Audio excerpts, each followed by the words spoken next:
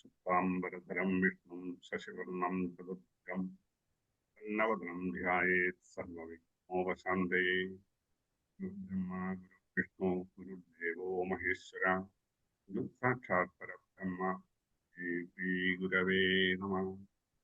ॐ सहना भवतु सहनौ भुनक्तु सह वीर्यं करवावहै तेजस्विनावधीतमस्तु मा विद्विषावहै। ഓം ശാന്തി ശാന്തി ശാന്തി. എല്ലാവർക്കും നമസ്കാരം. ഇന്ന് നമ്മുടെ രാമായണ മാസത്തിലെ രാമായണ സത്സംഗത്തിലെ വിശിഷ്ട അതിഥിയായിട്ട് എത്തിയിരിക്കുന്നത് ശ്രീമതി എസ് കെ മഹതി, പ്രശസ്തയായിട്ടുള്ള കർണാടക സംഗീതജ്ഞയാണ്.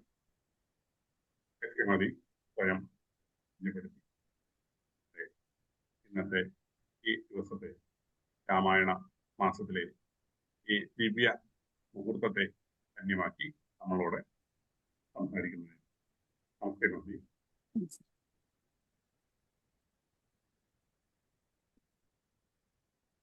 എല്ലാവർക്കും നമസ്കാരം. ഞാൻ അങ്ങനെ ഒരു സത്സംഗത്തിന്റെ ഒരു ഭാഗം ആവാൻ കഴിഞ്ഞതിന് ഏറ്റവും വലിയ ഭാഗ്യമാണ്. അത് തന്നെ ആദ്യം പറയാ. എനിക്ക് തോന്നുന്നു നമ്മുടെ സംസ്ഥാനത്തിൽ മാത്രമാണ്, കേരളത്തിൽ മാത്രമാണ് ഒരു മാസം മുഴുവനും രാമായണം വായിക്കാനായിട്ട് നമ്മളൊരു മാസം, രാമായണ മാസം എന്നുള്ളൊരു കോൺസെപ്റ്റ് നമ്മളെ കേരളത്തിൽ മാത്രമാണ് നമുക്ക് അറിയുന്ന കാര്യമാണ്. അത് വളരെയധികം പ്രാധാന്യം രാമായണത്തിനുള്ളത് കൊണ്ടാണ് എന്ന് വിശ്വസിക്കുന്ന ഒരാളാണ് ഞാനും. ഞാനൊരു കർണാട്ടിക് മ്യൂസീഷ്യനാണ്. കർണാടക സംഗീതമാണ് ഞാൻ പഠിച്ചതും അഭ്യസിച്ചതും എല്ലാം. കച്ചേരികൾ പാടുക, സംഗീതം പാടുക, പഠിപ്പിക്കുക എന്നുള്ളതാണ് മെയിൻലി പ്രൊഫഷൻ. അത് തന്നെയാണ്. ബിടെക് കഴിഞ്ഞതാണ്. പക്ഷെ സംഗീതം ചെറുപ്പം തൊട്ടേ പഠിക്കുന്നതുകൊണ്ട് മെയിൻലി കർണാടക സംഗീതത്തിലാണ് ഇപ്പം ഫോക്കസ് ചെയ്തുകൊണ്ടിരിക്കുന്നത്. അപ്പോ തിരുമേനിയെ പരിചയമുള്ളത് കൊണ്ട് തിരുമേനി അങ്ങനെ എൻ്റെ അടുത്ത് ഒരു ദിവസം സത്സംഗത്തിൽ കൂടണം എന്ന് പറഞ്ഞ് വിളിച്ചപ്പോൾ ഞാൻ ശരിയെന്ന് പറഞ്ഞതാണ്. അപ്പോ നമ്മൾ ഇന്നും രാമായണം എന്തുകൊണ്ട് പ്രസക്തമാണ് എന്നുള്ളതാണ് നമ്മൾ ആദ്യം മനസ്സിലാക്കേണ്ട കാര്യം എന്ന് തോന്നുന്നു. കാരണം എത്രയോ വർഷങ്ങൾ മുമ്പ്, വർഷങ്ങൾ എന്ന് പറഞ്ഞാൽ ആയിരക്കണക്കിന് വർഷങ്ങൾക്ക് മുമ്പ് നടന്നിരുന്ന ഒരു കഥയാണ്. ശ്രീരാമൻ എന്ന ധർമ്മമൂർത്തിയായ ശ്രീരാമന്റെ കഥയാണ്. അപ്പൊ അതിനെ നമ്മൾ ഇന്നും എന്തുകൊണ്ട് സ്മരിക്കുന്നു, ഇന്നും എന്തുകൊണ്ട് അദ്ദേഹത്തെ പൂജിക്കുന്നു, ആരാധിക്കുന്നു എന്നുള്ളതൊക്കെയാണ് നമ്മൾ ആദ്യം മനസ്സിലാക്കേണ്ട കാര്യം.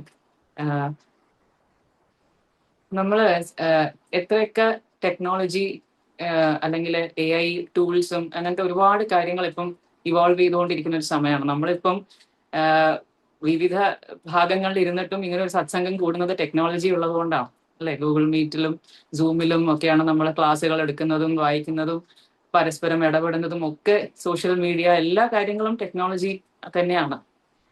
അപ്പോ ഈ ഒരു ടെക്നോളജിയുടെ ഒരു യുഗത്തിലും ഇനി അടുത്ത വരാൻ പോകുന്നത് നമുക്ക് ചിന്തിക്കാൻ പോലും പറ്റാത്ത ലെവലുള്ള ടെക്നോളജിയാണ്. AI എന്നൊക്കെ പറഞ്ഞാൽ അത് ഇല്ലാത്തതിനെ ഉള്ളതായിട്ടും ഉള്ളതിനെ ഇല്ലാത്തതായിട്ടും ഒക്കെ ചെയ്യാൻ പറ്റുന്ന, അതിന് അത്രയും കരുത്തുള്ള കാര്യങ്ങളാണ് നമ്മൾ ഇനി കാണാൻ പോകുന്ന വർഷങ്ങളിൽ. അതൊക്കെ വളരെയധികം ഇവോൾവ് ചെയ്യാൻ പോവാണ്. പക്ഷെ എന്നിട്ട് പോലും നമ്മൾ രാമായണം ഇപ്പോഴും സ്മരിക്കുകയും വായിക്കുകയും ഒക്കെ ചെയ്യുന്നത് എന്തിനാണ് എന്നുള്ളത് നമ്മൾ വളരെ സിമ്പിൾ ആയിട്ടുള്ളൊരു ഭാഷയിൽ പറയുകയാണെങ്കിൽ,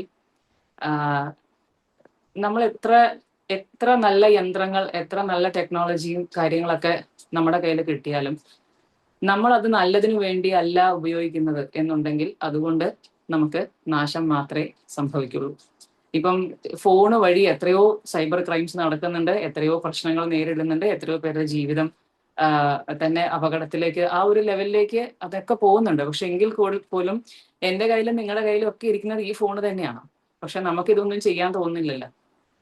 അത് നമ്മള് മനസ്സിന് സംസ്കാരം ഇല്ലാത്ത ഒരാളുടെ കയ്യിലാണ് ഇത് കൊടുക്കുന്നത് എന്നുണ്ടെങ്കിൽ അത് അവനവന്റെ നാശത്തിനും അവരുടെ ചുറ്റുമുള്ളവരുടെ നാശത്തിനും മാത്രമേ അത് ഉപകരിക്കുള്ളൂ. കാരണം ഇത് ഉപയോഗിക്കുന്നവന്റെ കയ്യിലാണ് ഇതിന്റെ യൂസും മിസ്യൂസും ഒക്കെ ഇരിക്കുന്നത്. അപ്പോൾ മനസ്സിന് സംസ്കാരം ഉണ്ടാവുക എന്ന് പറയുന്നത് ഏത് യുഗത്തിലാണെങ്കിലും ഏത് ജനറേഷൻ ആണെങ്കിലും എത്ര വർഷങ്ങൾ കഴിഞ്ഞാലും മനുഷ്യന് ആവശ്യമുള്ള ഒരു കാര്യമാണ്. അപ്പോ എന്താണ് ധർമ്മം എന്ന് കാണിച്ചു തരികയും എന്തൊക്കെ പ്രശ്നങ്ങൾ വന്നാലും ധർമ്മത്തെ ചൂസ് ചെയ്യുക എന്നുള്ളതും നമുക്ക് പറഞ്ഞു തന്നതും ജീവിച്ച് കാണിച്ചതും ശ്രീരാമനാണ്. അതുകൊണ്ടാണ് ഇന്നും നമ്മൾ അദ്ദേഹത്തെ ആരാധിക്കുന്നത് എന്നാണ് ഞാൻ മനസ്സിലാക്കുന്നത്. കാരണം എത്രയോ സന്ദർഭങ്ങളിൽ ശ്രീരാമൻ നമുക്കറിയാം, രാവിലെ ഇന്നത്തെ കാലത്ത് നമ്മൾ നോക്കുകയാണെങ്കിൽ ചെറിയ പ്രശ്നങ്ങൾക്ക് പോലും വളരെയധികം ടെൻഷൻ അനുഭവിക്കും, ഒരുപാട് സ്ട്രെസ് എടുക്കുകയും ഒക്കെ നമ്മൾ ചെയ്യുന്നുണ്ട്. അത് നമ്മളുടെ ഒരു ലൈഫ് സ്റ്റൈലിന്റെയും നമ്മുടെ പ്രശ്നങ്ങളും നമ്മളുടെ കാര്യങ്ങളും അതൊക്കെ ആയിട്ട് ബന്ധപ്പെട്ടിരിക്കുന്നു. അത് ഞാനും നിങ്ങളും ഒക്കെ ലൈഫിൽ അനുഭവിക്കുന്ന ഒരു കാര്യമാണ്. പക്ഷെ എങ്കിൽ പോലും നമ്മളെ തന്നെ ശ്രീരാമന്റെ അവസ്ഥയിൽ ഒന്ന് പ്ലേസ് ചെയ്ത് നോക്കുകയാണെങ്കിൽ രാവിലെ 10 മണിക്ക് നിങ്ങളുടെ പട്ടാഭിഷേകം ഫിക്സ് ചെയ്തിട്ടുണ്ട്, കൺഗ്രാചുലേഷൻ എന്ന് പറഞ്ഞ ആൾക്കാർ തന്നെ അന്ന് വൈകുന്നേരം അന്ന് രാത്രിയൊക്കെ ആയപ്പോഴേക്കും പട്ടാഭിഷേകമൊക്കെ ക്യാൻസലായി, വനവാസത്തിന് പോണം എന്ന് പറഞ്ഞപ്പോഴും ശ്രീരാമന് ഒരു മെന്റൽ സ്റ്റെബിലിറ്റി ഉണ്ടല്ലോ ഒരു മനുഷ്യൻ.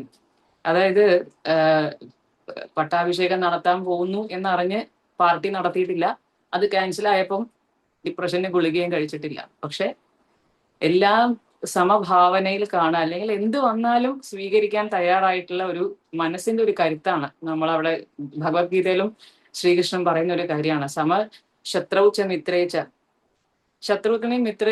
ശത്രുവിനെയും മിത്രത്തെയും ശീതമുഷ്ണം സുഖം ദുഃഖം മാന അപമാനം എല്ലാം ദ്വന്ദ്വങ്ങളാണ് അല്ലെ, നേരെ ഓപ്പോസിറ്റ് ആയിട്ടുള്ള കാര്യങ്ങളാണ്. ഇതിനെയൊക്കെ ഒരേപോലെ സ്വീകരിക്കുക എന്ന് പറഞ്ഞാൽ സന്തോഷം വരുമ്പോൾ ചിരിക്കേണ്ട, കരച്ചിൽ വരുമ്പോൾ കരയണ്ട, അങ്ങനെയല്ല. പക്ഷെ നമ്മളൊരു മെന്റൽ സ്റ്റെബിലിറ്റി തകരാതിരിക്കുക, നമ്മുടെ ഇമോഷൻസ് നമ്മളുടെ കൺട്രോളിൽ തന്നെ ഇരിക്കുക, അതൊക്കെ ഇന്നത്തെ കാലഘട്ടത്തും വളരെ പ്രസക്തമായിട്ടുള്ള കാര്യം. മനുഷ്യന്റെ മനസ്സ്, ഹ്യൂമൻ നേച്ചർ എന്ന് പറയുന്നത് എത്ര വർഷങ്ങൾ കഴിഞ്ഞാലും എത്ര യുഗങ്ങൾ കഴിഞ്ഞാലും അതിൻ്റെ അകത്ത് ഈ പറയുന്ന സ്നേഹം, ദേഷ്യം, കുശുമ്പ്, അസൂയ, എല്ലാ കാര്യങ്ങളും അതിൻ്റെ അകത്ത് ഉണ്ടാവുന്നതാണ്.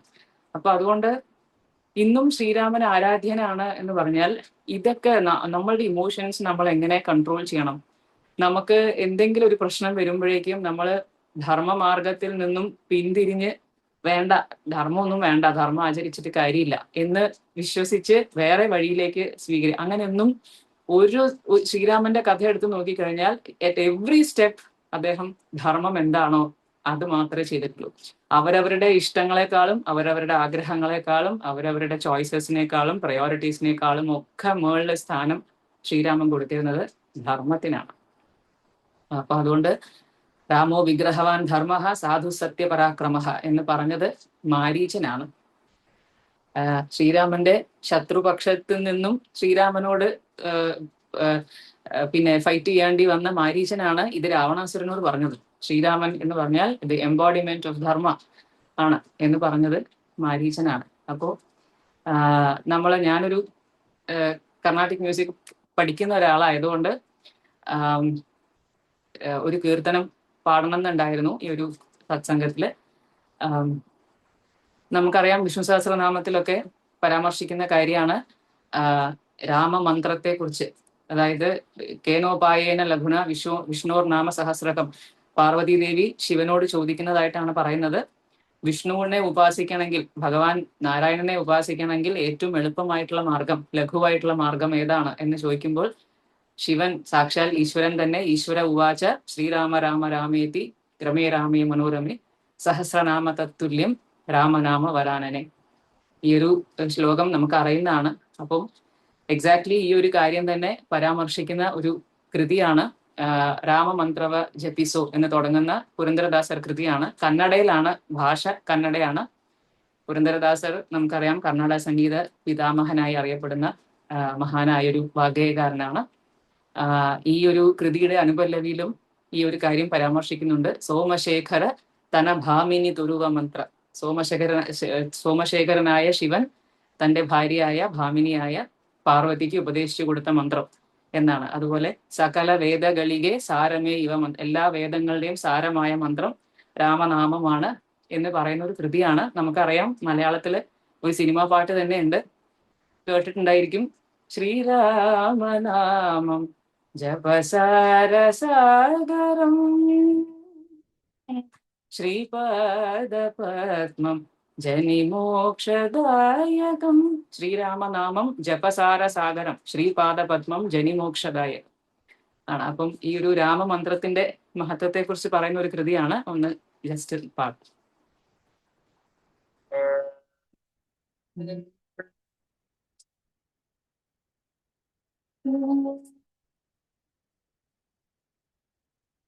राम मंत्र जपि सो हे मनुज, राम मंत्र जपि सो हे मनुज, राम मंत्र जपि सो हे मनुज, राम मंत्र जपि सो.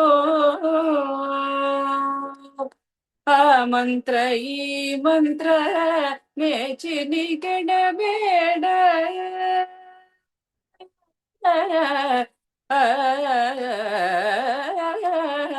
ಮಂತ್ರ ಈ ಮಂತ್ರ ಮೇಚಿನಿ ಕೆಡಬೇಡ, ಸೋಮಶೇಖರದನ ಭಾಮಿನಿ ತೋರುವ ಮಂತ್ರ, ಸೋಮಶೇಖರದನ ಭಾಮಿನಿ ತೋರುವ ಮಂತ್ರ, ರಾಮ ಮಂತ್ರವ ಜಪಿಸೋ ಹೇ ಮನುಜ, ರಾಮ ಮಂತ್ರವ ಜಪಿಸೋ. ಸಕಲ ವೇದಗಳಿಗೆ ಸಾರಮೇವ ಮಂತ್ರ, ಸಕಲ ವೇದಗಳಿಗೆ ಸಾರಮೇವ ಮಂತ್ರ, ಮುಕ್ತಿ ಮಾರ್ಗಕ್ಕೆ ಇದೇ ಮೂಲ ಮಂತ್ರ, ಸಕಲ ವೇದಗಳಿಗೆ ಸಾರಮೇವ ಮಂತ್ರ, ಮುಕ್ತಿ ಮಾರ್ಗಕ್ಕೆ ಇದೇ ಮೂಲ ಮಂತ್ರ, ಭಕ್ತಿ ರಸ ಕೇದಾರಿವು ಮೇ ತೋರುವ ಮಂತ್ರ,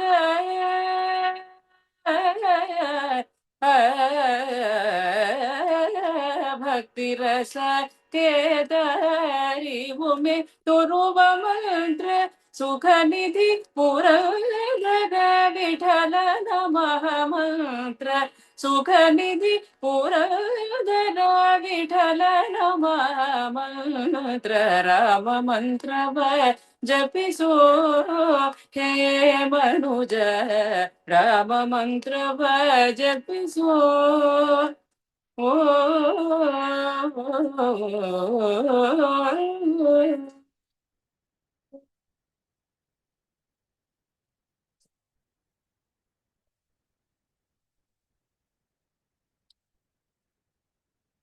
ഒരു രാമായണ അല്ലെങ്കിൽ ശ്രീരാമന്റെ കഥ എന്ന് പറയുന്നതിൽ ഇന്നും പ്രസക്തമായിട്ട് എനിക്ക് തോന്നുന്ന ചില കാര്യങ്ങളും കൂടി പറയണമെന്നുണ്ടായിരുന്നു. നമ്മള് ശ്രീരാമന്റെ കഥ ഒന്ന് നോക്കുകയാണെങ്കിൽ, ശ്രീരാമൻ ഒരു തെറ്റും ചെയ്യാതെയാണ് അദ്ദേഹത്തിന് വനവാസത്തിന് പോകാൻ പറഞ്ഞ് അദ്ദേഹത്തെ പറഞ്ഞു വിട്ടത്. അപ്പോ ശ്രീരാമൻ ഇത്രയും ബുദ്ധിമുട്ടുള്ള, അതൊരു ടഫായിട്ടുള്ളൊരു സമയമാണല്ലോ. നമ്മൾ ഒരു രാജകുമാരന് രാജ്യം കൊടുക്കുന്നില്ല എന്ന് പറഞ്ഞാൽ അർത്ഥം എന്താണ്? അദ്ദേഹത്തെ completely being thrown out of the kingdom എന്നുള്ളൊരു രീതിയാണ്. രാജകുമാരന് രാജ്യം കൊടുക്കുന്നില്ല എന്ന് പറഞ്ഞാൽ അതിന്റെ അർത്ഥം നമുക്കറിയുന്നതാണ്. അപ്പൊ അതുകൊണ്ട് ഒന്നും കയ്യിലില്ലാതെ പോകേണ്ട ഒരു അവസ്ഥ. ജ്യേഷ്ഠൻ ഇത്രയും ബുദ്ധിമുട്ടുള്ള ഒരു സമയം വന്നപ്പം ലക്ഷ്മണൻ കൂടെ നിൽക്കാൻ തീരുമാനിച്ചു, സീതയും കൂടെ നിൽക്കാൻ തീരുമാനിച്ചു. ലക്ഷ്മണന് വനവാസം ഇല്ല, but he chose to be with his brother during his tough times അല്ലെ. അതുപോലെ തന്നെ ഭരതനും ശത്രുഘ്നും അയോധ്യയിൽ ഇല്ലായിരുന്നു ശ്രീരാമന് വനവാസം കൊടുത്ത് പറഞ്ഞയക്കുന്ന സമയത്ത്. തിരിച്ച് അവർ വന്നതിന് ശേഷം ഇത് അറിഞ്ഞപ്പോൾ ഭരതൻ തിരിച്ച് രാമന്റെ അടുത്തേക്ക് തന്നെ പോയി, ഇത് താങ്കളുടെ രാജ്യമാണ്, താങ്കൾ തന്നെ സ്വീകരിക്കണം, ഇത് എനിക്ക് വേണ്ട എന്ന് പറയാൻ വേറൊരു സഹോദരൻ അങ്ങോട്ട് പോന്നു. അപ്പോൾ ഈ നമ്മൾ ഇതേ കഥയിൽ തന്നെ വാലിയും സുഗ്രീവനും അവരും ബ്രദേഴ്സ് ആണ്, വിഭീഷണനും രാവണാസുരനും അവരും ബ്രദേഴ്സ് ആണ്. അവർക്ക് പറ്റിയില്ലല്ലോ ഇത്രയും സ്നേഹമായിട്ടും വിശ്വാസമായിട്ടും തമ്മിലിരിക്കാനായിട്ട്. വാലിയും സുഗ്രീവനും നമുക്ക് അറിയുന്ന കഥ തന്നെയാണ്. സുഗ്രീവനെ എന്താ പറയണ്ട, ഒരു അവിശ്വാസവും ഒരു സസ്പിഷൻ അല്ലെ, സംശയം ഉള്ളത് കൊണ്ട് വാലി അടിച്ച് പുറത്താക്കിയതാണ്. സുഗ്രീവൻ വാലി വരുവോ എന്ന് പേടിച്ച് കിഷ്കിന്ധയിലും പിന്നെ പർവ്വതത്തിലും ഒളിത്താവളത്തിൽ താമസിച്ചു കൊണ്ടിരിക്കുകയായിരുന്നു. അതുപോലെ വിഭീഷണനും അതെ, രാവണാസുരൻ ഇങ്ങനെ ഒരു കാര്യം ചെയ്യാൻ ശ്രീരാമനുമായിട്ട് യുദ്ധം ചെയ്യാണ്ടി വന്നാൽ അതും ചെയ്യും എന്നുള്ള രീതിയിൽ സംസാരിച്ചപ്പോഴും വിഭീഷണൻ പറഞ്ഞാണ്, എത്ര തന്നെ ശക്തിയും തപസ്സും ഒക്കെ നിങ്ങൾക്കുണ്ടെങ്കിലും ധർമ്മത്തെ ജയിക്കാനാണ് പുറപ്പാടെങ്കിൽ അത് നടക്കില്ല എന്ന് വളരെ മാന്യമായി പൊലൈറ്റ്ലി സൂചിപ്പിച്ചതാണ്. അപ്പോഴും രാവണാസുരൻ അത് കേൾക്കാൻ തയ്യാറാവാതെ വിഭീഷണൻ പറഞ്ഞ നല്ല കാര്യങ്ങളും ആക്സെപ്റ്റ് ചെയ്യാതെ തള്ളിക്കളഞ്ഞ് അയാളെയും അവിടെ നിന്ന് പുറത്താക്കി. അപ്പോ സഹോദരങ്ങൾ തമ്മിലുള്ള ഒരു അനുബന്ധം അത് നമുക്ക് രാമായണത്തിൽ നിന്ന് ഒരുപാട് പഠിക്കാനുണ്ട് അല്ലെ. സഹോദരങ്ങൾ തമ്മിലുള്ള സ്നേഹം, അല്ലെങ്കിൽ ഇപ്പൊ നമ്മൾ ഇന്നത്തെ കാലഘട്ടത്താണെങ്കിൽ പല പ്രശ്നങ്ങൾ കാരണം പല ആൾക്കാരും തമ്മിൽ സംസാരിക്കില്ല, എന്തൊക്കെയോ ഈഗോ കാരണം കുറെ പ്രശ്നങ്ങൾ, സംശയം കാരണം കുറെ പ്രശ്നങ്ങൾ, അതൊക്കെ ഉണ്ടെങ്കിൽ പോലും നമ്മൾ രാമായണത്തിൽ നിന്ന് പഠിക്കേണ്ട ഒരു കാര്യമാണ് ഒരു ഐഡിയൽ ബ്രദർഹുഡ്, അല്ലെങ്കിൽ ഐഡിയൽ ആയിട്ടൊരു ജ്യേഷ്ഠൻ, ഐഡിയൽ ആയിട്ടുള്ള ഒരു സഹോദരൻ എങ്ങനെ ഇരിക്കണം എന്നുള്ളത് ശ്രീരാമനെയും ലക്ഷ്മണനെയും ഭരതനെയും ഒക്കെ കണ്ടു പഠിക്കേണ്ടതാണ്. അതുപോലെ തന്നെയാണ് നമ്മൾ രാവണാസുരന്റെ കാര്യം ഒന്ന് നോക്കുക. രാവണാസുരൻ എത്രയോ അധികം തപശക്തി ഉള്ളവനും സകല വേദങ്ങളും വായിക്കുകയും അറിവ് നേടുകയും ചെയ്തിട്ടുള്ള വ്യക്തിയും ത്രിലോകങ്ങളും കീഴടക്കിയിട്ടുള്ള രാവണാസുരനാണ്. സുന്ദരകാന്ഡത്തിലൊക്കെ എനിക്ക് തോന്നുന്നു പരാമർശിക്കുന്നുണ്ട്.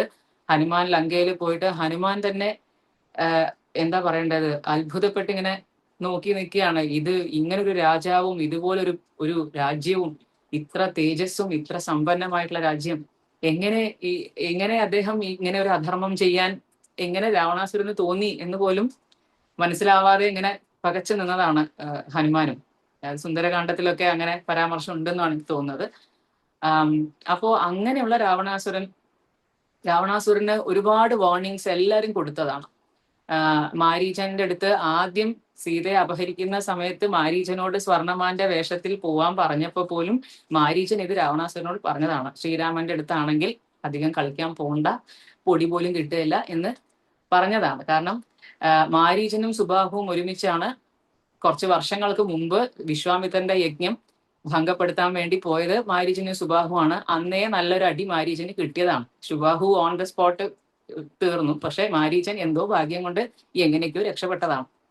ഈ മാരീചന്റെ അടുത്താണ് ഇത്രയും വർഷങ്ങൾക്ക് ശേഷം രാവണാസുരൻ പറയുന്നത്, പോയി സ്വർണമാനായിട്ട് അഭിനയിക്കണം, ആ സമയം നോക്കി ഞാൻ സീതയെ അപഹരിക്കാൻ പോവാണ് എന്ന് പറഞ്ഞപ്പോഴേ മാരീചൻ പറഞ്ഞതാണ് ശ്രീരാമന്റെ അടുത്ത് കളിക്കാൻ പോകണ്ടാന്ന്. പക്ഷെ കേട്ടില്ല. അത് ഫസ്റ്റ് കാര്യം, അത് ആക്സെപ്റ്റ്, അതായത് അവരവരുടെ അടുത്ത് വർക്ക് ചെയ്യുന്ന, നമ്മളുടെ കാര്യങ്ങൾ അറിയുന്ന, നമ്മളുടെ അടുത്ത് വർക്ക് ചെയ്യുന്ന എംപ്ലോയീസ് എന്ന് വിചാരിച്ചോളൂ, അവര് നമ്മളുടെ അടുത്ത് ഒരു കാര്യം പറയുമ്പോൾ പോലും അതിൽ സത്യമുണ്ട് എന്ന് മനസ്സിലാക്കാതെ രാവണാസുരൻ പ്രൊസീഡ് ചെയ്യാൻ തീരുമാനിച്ചു. അതിനുശേഷം വിഭീഷണനും പറഞ്ഞതാണ്, അപ്പോഴും കേട്ടില്ല. മണ്ഡോദരിയും പറഞ്ഞതാണ്, ഭാര്യയും പറഞ്ഞതാണ്, ഇത്രയും കാലം നിങ്ങൾ ചെയ്ത തെറ്റുകൾ പോലെയല്ല, ഇത് ശ്രീരാമന്റെ അടുത്താണ്, ധർമ്മമൂർത്തിയായ ശ്രീരാമനാണ്, അതുകൊണ്ട് സൂക്ഷിക്കണം, ഇത് വേണ്ട എന്ന് മണ്ഡോദരിയും പറഞ്ഞതാണ്. അപ്പോഴും കേട്ടിട്ടില്ല.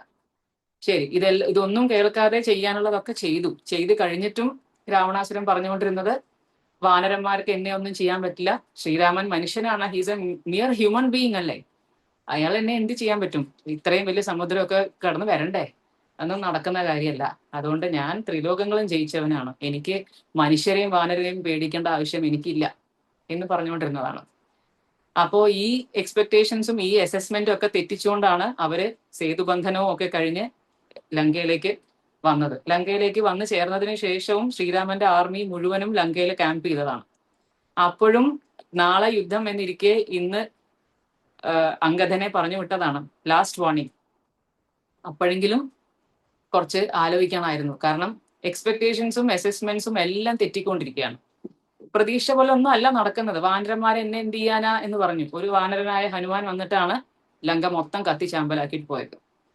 മനുഷ്യരെന്നെ എന്ത് ചെയ്യാനാന്ന് പറഞ്ഞു, അവരെങ്ങനെ സമുദ്രം കടന്നു വരാനാന്ന് പറഞ്ഞു. അവരെന്നെയാണ് ആർമി അടക്കം എല്ലാവരും സമുദ്രം കടന്നു വന്നത്. അപ്പോഴെങ്കിലും ഓർക്കണമായിരുന്നു അല്ലെ, ഇത് ഞാൻ വിചാരിച്ച പോലെ അല്ല, ഈ പോക്ക് ശരിയല്ല എന്ന് അപ്പോഴെങ്കിലും മനസ്സിലാക്കി തിരുത്തിയിരുന്നെങ്കിൽ ഈ ഒരു അവസ്ഥ രാവണാസുരന് വരില്ലായിരുന്നു. At the end of the day നമുക്കറിയാം, അതിന്റെ പൗരാണികമായിട്ടുള്ള കാര്യങ്ങൾ നമുക്കറിയാം.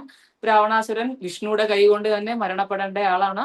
ജയവിജയന്മാരുടെ ആദ്യത്തെ ജന്മം ഹിരണ്യാക്ഷനും ഹിരണ്യകശ്യപനും, അതിന്റെ അടുത്ത ജന്മം രാവണാസുരനും കുംഭകർണനും.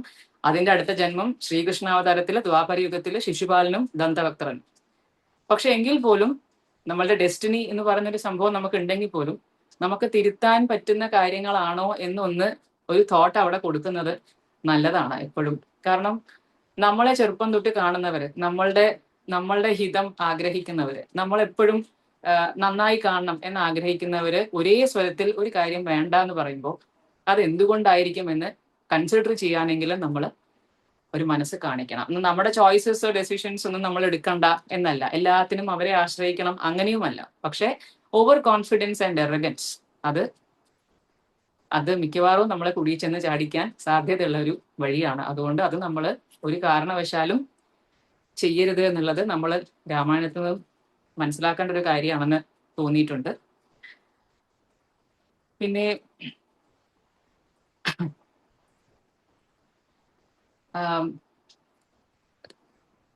ശ്രീരാമനും സീതയും തമ്മിൽ, സീതയെ ഇല്ലാതെ ശ്രീരാമനെ കുറിച്ച് സംസാരിക്കാൻ പറ്റില്ല, ശ്രീരാമനെ ഇല്ലാതെ സീതയെ കുറിച്ചും സംസാരിക്കാൻ പറ്റില്ല.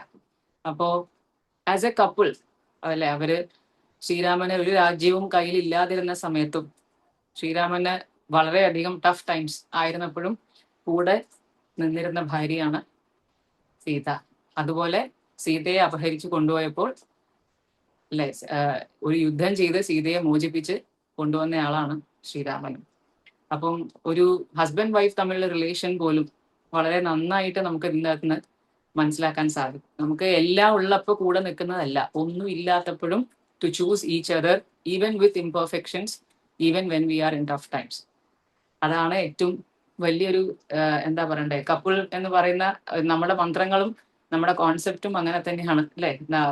ഹസ്ബൻഡ് വൈഫിനെ ഒരിക്കലും രണ്ടുപേരെയും രണ്ടായിട്ട് നമ്മൾ കാണുക എന്നുള്ളതല്ല. അതിന്റെ മന്ത്രങ്ങളെല്ലാം പോകുന്നത് they are two bodies and one soul ആണ്. അപ്പൊ അതുകൊണ്ട് സീതയും രാമനും സീതയും ഒക്കെ ചേർന്ന് നിൽക്കുന്നത്, അവര് രണ്ടും വേറെ വേറെ അല്ല. ശ്രീരാമന്റെ മനസ്സ് സീതയുടെ അടുത്തും സീതയുടെ മനസ്സ് ശ്രീരാമന്റെ അടുത്തും എന്നൊക്കെ പലരും വ്യാഖ്യാനിക്കുന്നത് നമ്മളൊക്കെ കേട്ടിട്ടുണ്ടാവും. അപ്പം നമ്മളുടെ ജീവിതത്തിൽ വളരെ പ്രസക്തമായിട്ടുള്ള ഒരു കഥയാണ് രാമായണം എന്നുള്ളത് നമ്മൾ എല്ലാവരും മനസ്സിലാക്കേണ്ട ഒരു കാര്യമാണ്. അതുകൊണ്ട് തന്നെയാണ് നമ്മൾ ഇന്നും ഇതൊക്കെ വായിക്കുന്നതും എന്നുള്ളതാണ് എൻ്റെ കാര്യം. നാമം ജപിച്ചാൽ പുണ്യം കിട്ടും, അതൊക്കെ സത്യമായിട്ടുള്ള കാര്യങ്ങളാണ്. നമുക്ക് നാമജപത്തിന്റെ മഹത്വവും ഒക്കെ നമുക്ക് അറിയുന്നതാണ്. പക്ഷെ നമ്മൾ ലൈഫിൽ അതിനെ എങ്ങനെ അപ്ലൈ ചെയ്യണം, അതിൽ നിന്ന് എന്തൊക്കെ പഠിക്കണം എന്നുള്ളതും കൂടി നമ്മൾ മനസ്സിലാക്കി വെച്ചാലേ നമ്മളുടെ കുട്ടികൾക്ക്, അടുത്ത ജനറേഷനൊക്കെ നമ്മൾ പറഞ്ഞു കൊടുക്കുമ്പോൾ കഥയുടെ ഈ ഒരു ഭാഗങ്ങളും ഇത്രയും കാര്യങ്ങൾ ഇതിൽ നിന്ന് പഠിക്കാനുണ്ട് എന്നും കൂടി പറഞ്ഞു കൊടുത്താലേ അവർക്ക് ഇത് വായിക്കാനോ ശ്രീരാമനെ ആരാധിക്കാനോ ഒക്കെ തോന്നേ ഉള്ളൂ. അപ്പൊ അതുകൊണ്ട് ഇതൊക്കെ തന്നെയാണ് ഈ ഒരു സെഷനിൽ പറയാൻ ഉദ്ദേശിച്ചത്. ഞാൻ ഒരുപാട് ആധികാരികമായിട്ട് പറയാൻ, പൗരാണികമായിട്ടുള്ള വിഷയങ്ങളെ കുറിച്ച് ഒരുപാട് ആധികാരികമായിട്ട് പറയാൻ അർഹിക്കുന്ന ഒരാളല്ല. കാരണം ഞാൻ ആധികാരികമായി പഠിച്ചത് സംഗീതം മാത്രമാണ്. പുരാണങ്ങളും കാര്യങ്ങളൊക്കെ ഒരു ഗുരുനാഥന്റെ അടുത്ത് പോയി അത് അഭ്യസിക്കേണ്ട രീതിയിൽ അതിനെ വർഷങ്ങളോളം പരിശീലിച്ച ആൾക്കാർ ആണ് ശരിക്കും ആധികാരികമായിട്ട് ഇതിനെക്കുറിച്ച് സംസാരിക്കേണ്ടത്. ഞാൻ എൻ്റെ ഒരു വ്യൂ പോയിന്റിൽ പറഞ്ഞു എന്നേ ഉള്ളൂ. ഒരു കീർത്തനം കൂടി, ശ്രീരാമനെ കുറിച്ച് ഒരു കീർത്തനം കൂടി പാടിയിട്ട്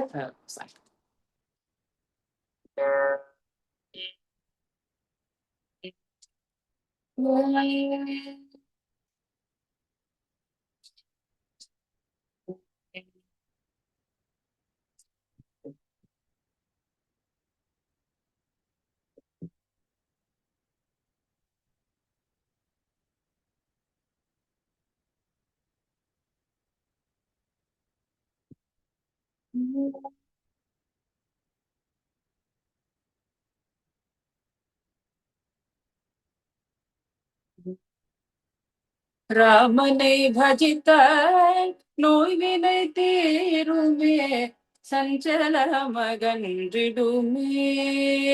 சீதாராமனை பஜித்த நோய்வினை தீருமே, சஞ்சலமகன்றிடுமே.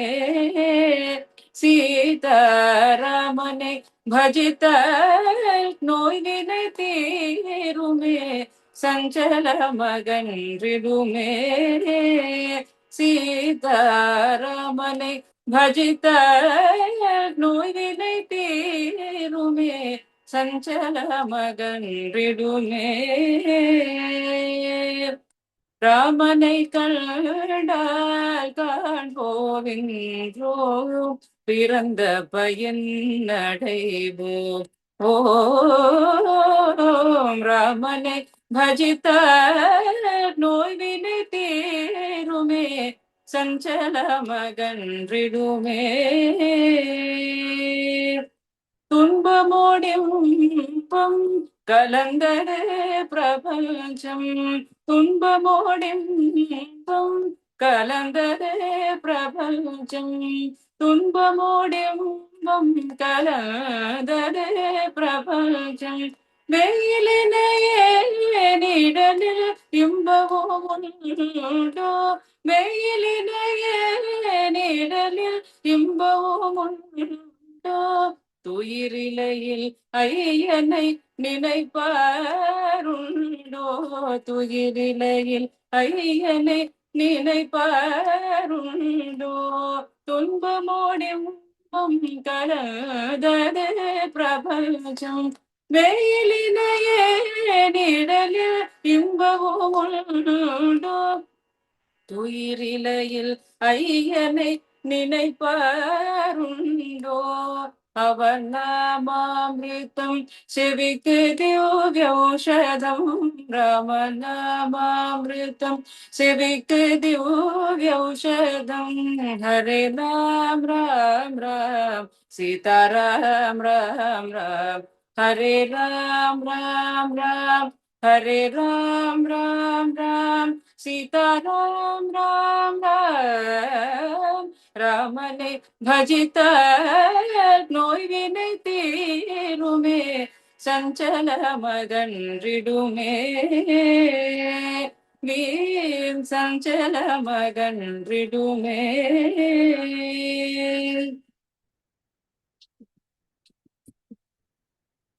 എല്ലാവർക്കും നന്ദി, നമസ്കാരം. ഇത്രയും നേരം ഒരു സമയം എനിക്ക് തന്നതിൽ ഒരുപാട് സന്തോഷം, നന്ദിയൊക്കെ ഉണ്ട്. തിരുമേനി, thank you so much for your time.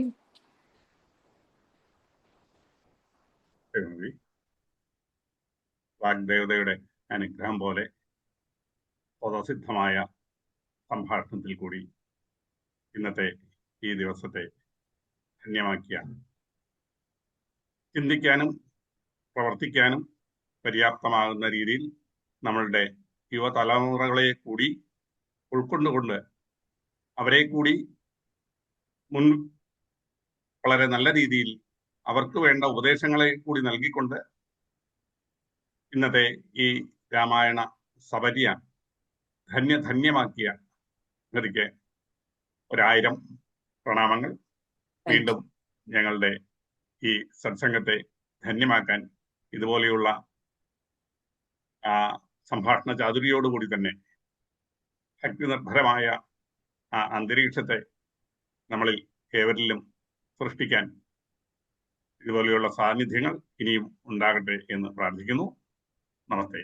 നമസ്കാരം.